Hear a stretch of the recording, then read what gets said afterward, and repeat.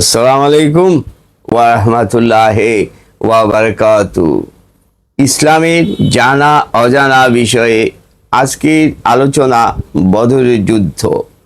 আমাদের আপনাদের সবার সন্তানদের এই ইসলামের যে যুদ্ধগুলো হয়েছে এই যুদ্ধগুলো আপনারা জানাবেন, তাহলে তারা ইসলাম সম্বন্ধে একটু জানবে। এই বদরের যুদ্ধ এই রমজান মাসের 17 রমজান 2য় হিজরিতে হয়েছে, সংঘটিত হয়েছে।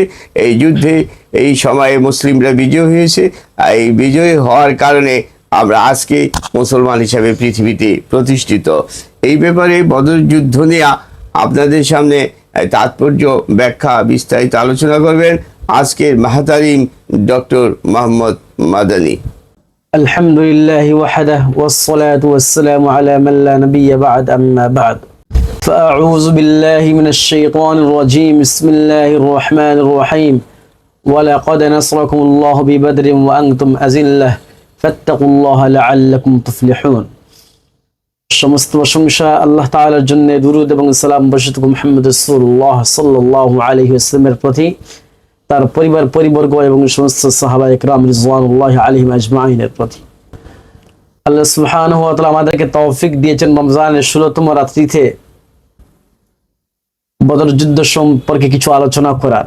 কোরআনে কারীমের একটি আয়াত আমি তিলাওয়াত করেছি। আল্লাহ সুবহানাহু ওয়া তাআলা বলেছেন, ওয়ালাকাদ নাসরাকুমুল্লাহু বিবাদরি ওয়া আনতুম আযিল্লা, অবশ্যই তিনি তোমাদেরকে সাহায্য করেছেন বদর প্রান্তে, অথচ তোমরা ছিলে একবারে জীর্ণ একবারে নিঃস্ব ছিলে। ওয়া আনতুম আযিল্লা ফাত্তাকুল্লাহ, সুতরাং তোমরা আল্লাহকে ভয় করো, লাআল্লাকুম তুফলিহুনা, যাতে তোমরা সফলতা লাভ করতে পারো। বদর যুদ্ধ ইসলামে একটি ঐতিহাসিক যুদ্ধ। রাসূলুল্লাহ সাল্লাল্লাহু আলাইহি ওয়াসাল্লাম মক্কায় যখন কাফিরদের থেকে বিভিন্ন নির্যাতনের শিকার হলেন, ইসলাম ধর্ম মক্কাতে প্রচার করা কঠিন হয়ে গেল। ইসলাম ধর্ম প্রচার করতে রাসূল সাল্লাল্লাহু আলাইহি ওয়াসাল্লাম রাত দিন পেরেশান, অনেক চেষ্টা করে মক্কাতে ইসলাম ধর্ম প্রচারের জন্য রাসূল সাল্লাল্লাহু আলাইহি ওয়াসাল্লাম যে প্রচেষ্টা করেছেন, শেষ মুহূর্তে মক্কার মুশরিকরা তাকে মক্কা থেকে বের করতে বাধ্য করলো। শেষ মুহূর্তে রাসূলুল্লাহ সাল্লাল্লাহু আলাইহি ওয়াসাল্লাম মদিনা আসলেন। মদিনা এসে মদিনার মানুষদেরকে নিয়ে একটি সুন্দর সমাজ, একটি মদিনা ইসলামী রাষ্ট্র, মদিনা একটি সনদ তৈরি করলেন, যে সনদের মাধ্যমে মুসলমান, মুশরিক, ইহুদি, খ্রিস্টান সবাইকে নিয়ে যেন সুন্দরভাবে বসবাস করা যায়। এইভাবে রাসূল সাল্লাল্লাহু আলাইহি ওয়াসাল্লাম একটি সংবিধান তৈরি করলেন। ওই সংবিধান অনুযায়ী মদিনাতে সুন্দর রাষ্ট্র চলছে। কিন্তু মক্কার মুশরিকরা, মক্কার বিশেষ করে কুরাইশরা মদিনা মুসলমানদের সুখ্যাতি এবং তাদের সুন্দর পরিবেশ দেখে তারা হিংসার আগুনে জ্বলে পড়ছে। তখন তারা চিন্তা ফিকির করলো যে আমরা যেভাবে হয় মদিনা আক্রমণ করব। তো তাদের মদিনা আক্রমণ করতে গেলে অস্ত্রশস্ত্রের দরকার, ব্যবসা বিজনেস করা লাগবে। আবু সুফিয়ানের নেতৃত্বে একটি দল তখন সিরিয়াতে বিজনেসের জন্য গিয়েছিল। তখন তারা 17 রমজান ফিরছে, এই বিজনেস শেষ করে অনেক টাকা পয়সা উপার্জন করে তারা মক্কাতে আসতেছিল। রাসূল সাল্লাল্লাহু আলাইহি ওয়াসাল্লাম খবর পেলেন যে আবু সুফিয়ান এবং তার সঙ্গে যারা বণিক সম্প্রদায় ছিল তারা সবাই মদিনা হয়ে যাচ্ছে, মদিনা উপকূল হয়ে যাচ্ছে। কিন্তু তাদের তো উদ্দেশ্য এই সম্পদ নিয়ে অস্ত্রশস্ত্র কিনে মুসলমানদের বিরুদ্ধে তারা লড়বে। রাসূল সাল্লাল্লাহু আলাইহি ওয়াসাল্লাম সাহাবায়ে কেরামদের সাথে পরামর্শ করলেন যে এখনই যুদ্ধে নেমে পড়তে হবে। কি কঠিন যুদ্ধ! চিন্তা ফিকির করেন যে গরমের দিন এইদিকে আবার মুসলমানদের ক্ষুধার্ত, রমজানের দিন ক্ষুধার্ত, এইদিকে ক্ষুধার্ত অবস্থায় মুসলমানদের সংখ্যা কম, অস্ত্র নেই, কিছুই নেই। তাই 313 জন সাহাবায়ে কেরাম, এইদিকে কাফিররা 2000-এর মতো, বা কোনো কোনো রিওয়ায়াত আছে 1000-এর ঊর্ধ্বে, তারা অস্ত্র শস্ত্র নিয়ে আসছে, তারা আবার খাবার দাবার খেয়ে আসছে, তারা শক্তিশালী। কিন্তু তারা মুসলমানদের বিরুদ্ধে লড়তে বদর প্রান্তরে, সংক্ষেপে ঘটনা অনেক ঘটনা ভিতরে আছে, কিন্তু এইগুলো না বলে সংক্ষেপে আমরা চলে আসছি যে দুই দল মুসলমান এবং কাফিররা বলতে মক্কার মুশরিকরাই কিন্তু তাদের, এরা যারা মুসলমানরা আসছে এরাই তো তাদের আত্মীয় স্বজন, আত্মীয়দের সঙ্গে ঝগড়া এক ধরনের তারা করতেছে, আত্মীয়দের তারা সুখ্যাতি সহ্য করতে পারতেছে না। এই যে মক্কা থেকে যারা মদিনাতে আসছে এরাই তো কুরাইশদের আত্মীয় স্বজনই। তো যাই হোক, ওরা মুখামুখি হলো। রাসূল সাল্লাল্লাহু আলাইহি ওয়াসাল্লাম বদর যুদ্ধের নেতৃত্ব দিয়েছেন। আল্লাহ সুবহানাহু ওয়া তাআলা মুসলমানদের মধ্যে ভয়ভীতি শুরু হয়ে গেছে যে মুসলমানদের সংখ্যা কম, অস্ত্রশস্ত্র কম, কি হবে? কিন্তু আল্লাহ সুবহানাহু ওয়া তাআলা এমন ভাবে সাহায্য করেছেন, আল্লাহ নিজেই বলেছেন ওয়ালাকাদ নাসরাকুমুল্লাহু বিবাদরি ওয়া আনতুম আযিল্লা, তিনি তোমাদের অর্থাৎ তোমাদের রব তোমাদেরকে সাহায্য করেছেন বদর প্রান্তে, তোমরা ছিলে একবারে নিঃস্ব। তো কি কারণে?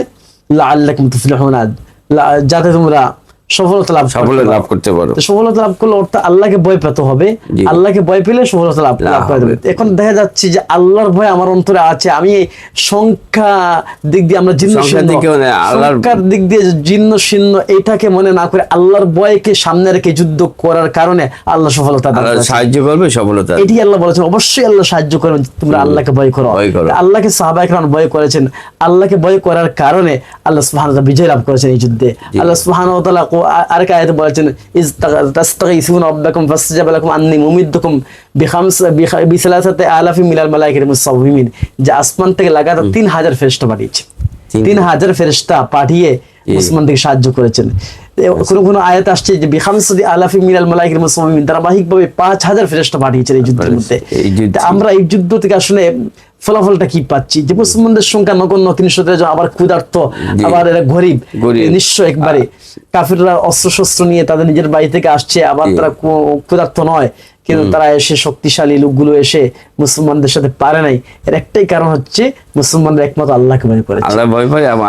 আমরা যদি আজকে জীর্ণ শীর্ণ অবস্থা আমরা থাকি, আমাদের শক্তি নেই, কিছু নেই, কিন্তু আমরা আল্লাহকে ভয় পাই, অবশ্যই বুলেট আমাদের সামনে কিছু নাই, সবকিছুর ঊর্ধ্বে আমরা চলে যাবো ইনশাআল্লাহ। আচ্ছা হুজুর, এই বদরের যুদ্ধে এই যে যখন উভয় পক্ষে সামনাসামনি হইল, উভয় পক্ষে 3 জন দিয়া যুদ্ধের মোকাবেলা করলো, তখন তো মুসলমানরা হযরত আলী, হামজা, আবু উবাইদা, এর ভিতরে দেখা গেল ওদেরই মারা গেছে 3 জন, আর আবু উবাইদা আহত হয়েছে।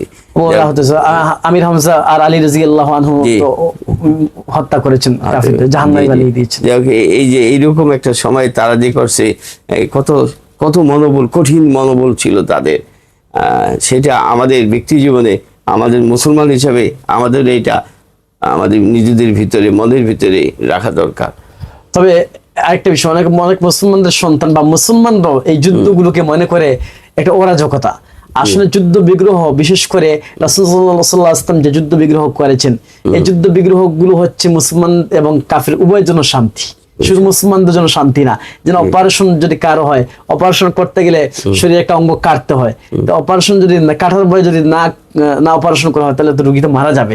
ঠিক ততভাবে ইসলামের অর্থাৎ আল্লাহর কালিমা, আল্লাহ সুবহানাহু ওয়া তাআলার বিধান পুরো পৃথিবীতে ছড়িয়ে দিতে গেলে যুদ্ধ করা লাগবে। ইসলাম হলো শান্তি, আর আমাদের মুসলমানদের আমাদের শক্তি হইল আল্লাহ। আমরা আল্লাহর উপরে ভরসা করব।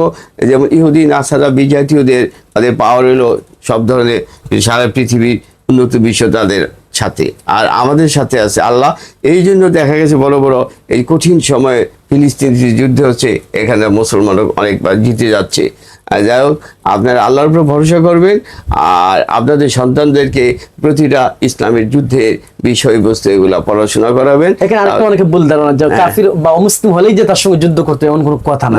মানে যুদ্ধ কার অনিয়ম, নির্যাতনের বিরুদ্ধে করতে হবে, ওই কাফিরের বিরুদ্ধে যে কাফির হচ্ছে ইসলাম বিদ্বেষী কাফির। অর্থাৎ আমার ধর্ম পালন করতে সে দিচ্ছে, আমি তার ধর্ম পালন করতে দিচ্ছি, কিন্তু তার বিরুদ্ধে যুদ্ধ করা যাবে না। তার ধর্ম সে পালন করে, কিন্তু সে যদি আমার ধর্ম তাকে পালন করে বাধা দেয়, তখন আমি তাকে বাধা দিচ্ছি না, তখন। আর ইসলাম কখনো যুদ্ধের আক্রমণাত্মক না। ইসলাম হলো যুদ্ধ, কেউ যদি আমার উপরে ঝাঁপায়ে পড়ে তখন আমি প্রতিহত করার জন্য যুদ্ধ করব। আসসালামু আলাইকুম ওয়া রাহমাতুল্লাহি ওয়া বারাকাতুহু ইয়া জালালি ওয়াল ইকরাম। আসসালামু আলাইকুম ওয়া রাহমাতুল্লাহ।